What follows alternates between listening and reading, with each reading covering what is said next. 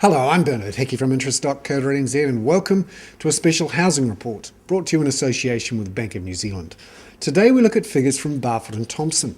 Now these are figures for November and it's worth watching because these are the first figures out for sales and prices for all of New Zealand's housing market. Barfoot and Thompson is also the biggest agency chain in the biggest market in New Zealand, Auckland, which often tends to lead the rest of the country.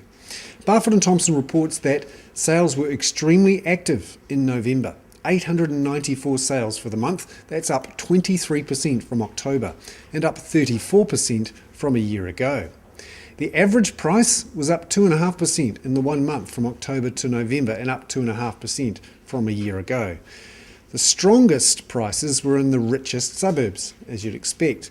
Around the central Auckland area, we're talking St Heliers, Herne Bay, Parnell, Mount Eden, Epsom, the richest suburbs. And it was interesting that the number of sales for more than $1 million rose 52% to 76.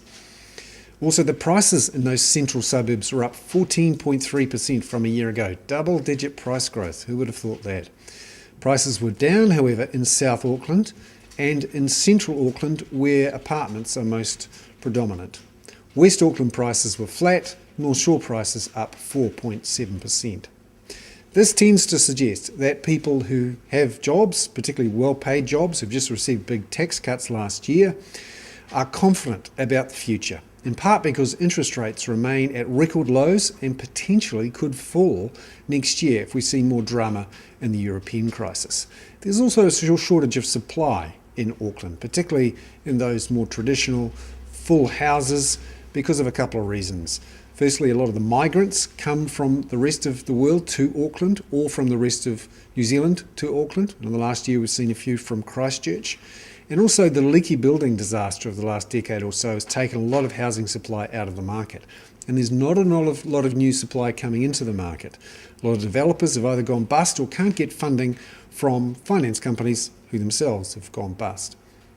So there we have it. Another housing report brought to you in association with Bank of New Zealand. I'm Bernard Hickey for interest.co.nz.